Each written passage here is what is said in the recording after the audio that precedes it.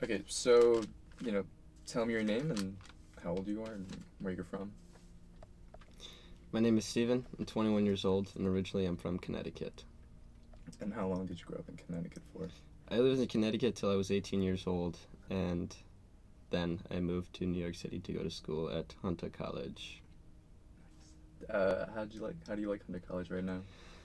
I have mixed feelings about Hunter. It's a good school because it lets you kind of stay focused on your thing, because as it's a commuter school, it's not like there are people who are always like, you need to be part of the school, you need to be part of this, you need to do part of this. It's not your typical average college experience, like for say UConn. But at the same time, that part is also lost on when you come here, because since you don't have any of that, hanging out with people from school at least is a lot more difficult, because most people have about an hour, if not more, commute back home at the end of every day. So it can get frustrating. Is that a decision that you made to come here? Like, you knew that it was going to be a community school? I knew it was going to be a commuter school. I didn't realize to the extent when I decided to come to Hunter, but I really wanted to be in New York City, and NYU was, one, totally out of my price range, and two, sort of out of my academic range. I mean, I probably could have weaseled my way in, but it just didn't seem worth it. Besides, Hunter's cool enough. It's smack dab in the middle of New York, so it's pretty easy getting to other places. And through other programs as I was involved in for student housing and whatnot, I've made friends with a bunch of other people who don't go to Hunter, which is pretty cool in and of itself, because they hang out with other people, and so you get to hang out with other people, and it's, So going, wanting to go to NYU, did you want it to go for film primarily? Oh yeah, definitely. Definitely just wanted to go for film primarily. But, Hunter has a fairly good film program in and of itself. I mean, and even if it's not the greatest, there are plenty of people that I know and opportunities that you can get when going to Hunter. So, why film? I've always had this interest in movies, and not necessarily movies, but a good story. When I was really young, my dad would always read, when we'd read us bedtime stories at night, I was always the one who picked the book, and I wasn't one to pick the picture books even at a young age. He was reading me, mystery novels and stuff like that, and that in turn gave me an appreciation for a good story.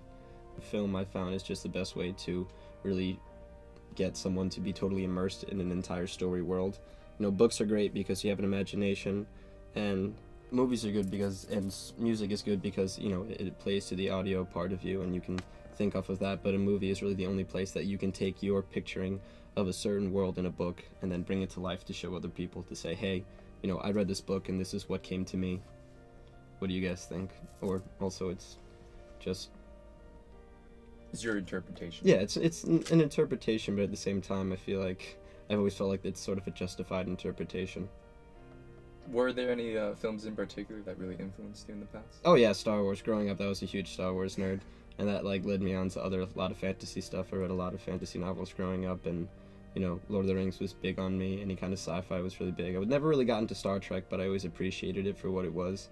The kind of whole low budget special effects kind of threw me for it, because I'm big on the visuals, but movies like that have always been, at least when there's a good story involved, things involving the hero's tale, good triumphing over evil, or just like anything that really grips you in the story that can really just totally immerses you whenever you watch it or read it or listen to it.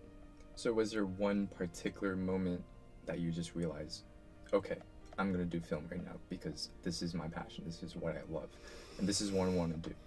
I don't know if I can pinpoint it to a specific point in my life, but growing up I also did a lot of theater and, was always acting on stage and getting a feel for characters and storyline and plot. And, now probably when I was in middle school, when, you first started really thinking about what you wanted to do with your life, I mean, probably around 8th or ninth grade, just getting into high school where you actually have that first realization as a kid, okay, this is the next step in my life, I have to start about getting ready to get ready for adulthood, and so that, I said, well, I don't know where in movies, but I think I want to work somewhere in movies, because I feel like it's one of the best mediums for storytelling. So is there any director that that truly influences you right now? Yeah, Christopher Nolan. And I actually was really into him before he did Batman and before Inception. Okay, well then say Christopher Nolan and then The Prestige. Okay, I've seen that movie too, and it was great. It was two rival magicians going up against each other, which, you know, you might not be a magician, but you still know someone that you've had a rivalry with at some point in your life, and it eventually gets to a point of obsession for both of them.